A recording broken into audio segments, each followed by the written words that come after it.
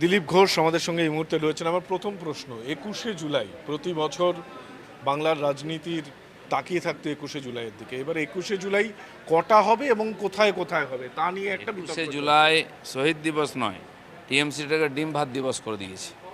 এই ধরনের শহীদদের নিয়ে খেলা কেবল রাজনীতি করা ঠিক নয়।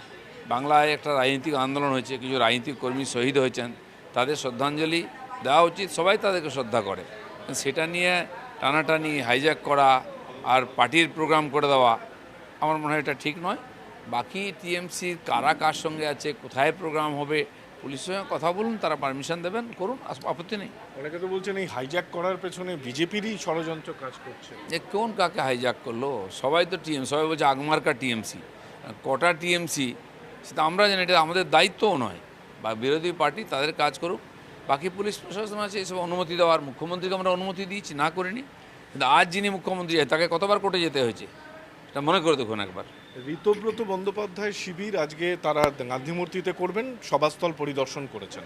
কালীঘাট শিবির কোথায় করবেন এখনও নির্দিষ্ট নয়, এবং কালীঘাট শিবিরের মানে জেলার লোকেরা বিভিন্ন জায়গায় তারা বেরো হচ্ছেন না, তারা কিভাবে করবেন। কালীঘাট শিবির যাকে বলছেন তার কোনো অস্তিত্ব আছে কি?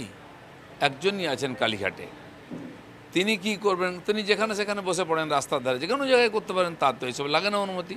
আর লোকও নেই যে আইন শৃঙ্খলার সমস্যা হবে। কিন্তু এই একজনই তো তৃণমূল। আমি জানি না কে তৃণমূল, কোনটা তৃণমূল। উনি তো কংগ্রেস থেকে এসছেন। সবার তো অরিজিন খুঁজলে অন্য জায়গায় পাওয়া যাবে গিয়ে। তো সেজন্য এইসব এতদিন লোক দেখেছে অনেক ড্রামা, এগুলো বন্ধ হওয়া উচিত। মমতা দিলীপদা, আপনি বঙ্গ রাজনীতির একটা গুরুত্বপূর্ণ ব্যক্তিত্ব, সত্যি বলুন না, বিজেপি নেতা হিসেবে না, একজন রাজনীতিবিদ হিসেবে মমতা বন্দ্যোপাধ্যায়, জোড়াফুল এবং তৃণমূল কংগ্রেস, এগুলো তো একটা অভিন্ন বিষয়।